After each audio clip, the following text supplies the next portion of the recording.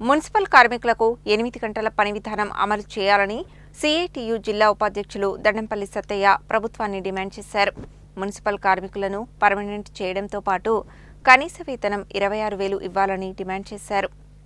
Municipal కార్మికుల సమస్యలు పరిష్కరించాలని డిమాండ్ చేస్తూ గురువారం Telangana municipal workers and employees union ఆధ్వర్యంలో నల్గొండ మున్సిపల్ కార్పొరేషన్ కార్యాలయం ముందు నిరసన దీక్షలను చేపట్టారు.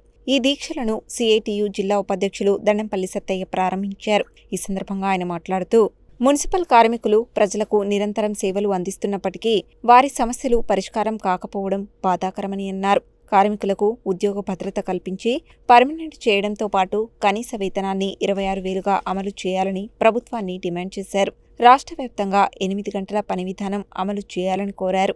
రిటైర్మెంట్ బెనిఫిట్స్, హెల్త్ ఇన్సూరెన్స్ సౌకర్యాలు కల్పించాలని, ఇంటి స్థలం కలిగిన పేద మున్సిపల్ కార్మికులకు ఇందిరమ్మ ఇండ్లు మొదటి ప్రాధాన్యతగా ఇవ్వాలని, తదితర కార్మికుల న్యాయమైన డిమాండ్లను ప్రభుత్వం వెంటనే పరిష్కరించాలని కోరారు. దీక్షల అనంతరం కార్మికుల సమస్యలపై మున్సిపల్ కమిషనర్ శరత్ చంద్రకు వినతిపత్రం అందజేసినట్లు నాయకులు తెలిపారు. ఈ కార్యక్రమంలో సిఐటియు పట్టణ convener ఔట Ravinder, Telangana municipal workers and employees union జిల్లా అధ్యక్షులు చింతకాయల సంతోష్, పట్టణ సహాయ కార్యదర్శి పందుల లింగయ్య, చిక్కుల రాములు, దాసరి లక్ష్మమ్మ, తీగల ఎల్లమ్మ, శ్రవణ్ కుమార్, పాలడుగు వెంకటేశం, సంద భాగ్యలక్ష్మి, పేర్ల రమేష్ తదితరులు పాల్గొన్నారు.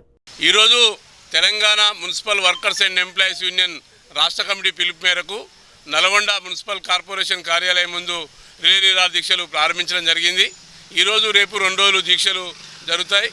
ఈ ప్రధానమైనటువంటి డిమాండ్లు కనీస వేతనం 26,000 రూపాయలు రెండో పిఆర్సీలో నిర్ణయించాలని చెప్పి, అంతకుముందు కాంట్రాక్ట్ వ్యవస్థ అంతా రద్దు చేసి ఈ మున్సిపల్ కార్మికులు అందరినీ కూడా పర్మనెంట్ చేయాలనేది ప్రధానమైన డిమాండ్ మీద అనేక సంవత్సరాలుగా ఆందోళనలు చేస్తా ఉన్నాం.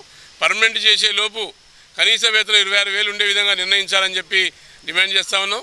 దాంతోపాటు ఈ మున్సిపల్ కార్మికులకు సంబంధించినటువంటి బెనిఫిట్స్, రిటైర్మెంట్ బెనిఫిట్స్ సంబంధించింది కానీ, హెల్త్ ఇన్సూరెన్స్ కానీ, ఇప్పుడు ఇందిరమ్మ ఇండ్లు ఇస్తున్నారు. అనేక మంది మున్సిపల్ కార్మికులకు ఇంటి స్థలాలు ఉన్న వాళ్ళకి ఇందిరమ్మ ఇండ్లు, స్థలాలు లేని వాళ్ళకు ఇంటి స్థలం ఇచ్చే విధంగా చర్యలు తీసుకోవాలని, అదేవిధంగా ఈ అధికారుల వేధింపులు, ప్రజాప్రతినిధుల వేధింపులు, ఇవన్నీ కూడా అంశాల మీద రాష్ట్ర వ్యాప్తంగా జరుగుతున్నటువంటి ఈ ఆందోళనలో దశల వారీగా ఆందోళన జరుగుతుంది. మొన్న 15వ తారీఖు నుంచి సంతకాల సేకరణ ముఖ్యమంత్రి గారికి పంపడం జరిగింది.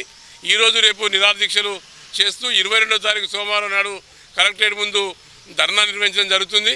దాని తర్వాత 29, 30 తేదీల్లో నల్గొండ సంబంధించి కానీ అన్ని రకాల ఎమ్మెల్యేలు, మంత్రులు వీళ్ళందరికీ కూడా వినతి పత్రాలు ఇచ్చే కార్యక్రమం ఉన్నది.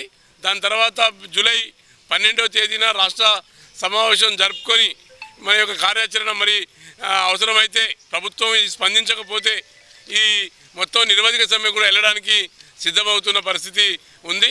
కాబట్టి ప్రభుత్వం వెంటనే తక్షణమే స్పందించి ఈ కనీస వేతనం 26,000 ఇచ్చే విధంగా చర్యలు తీసుకోవాలి.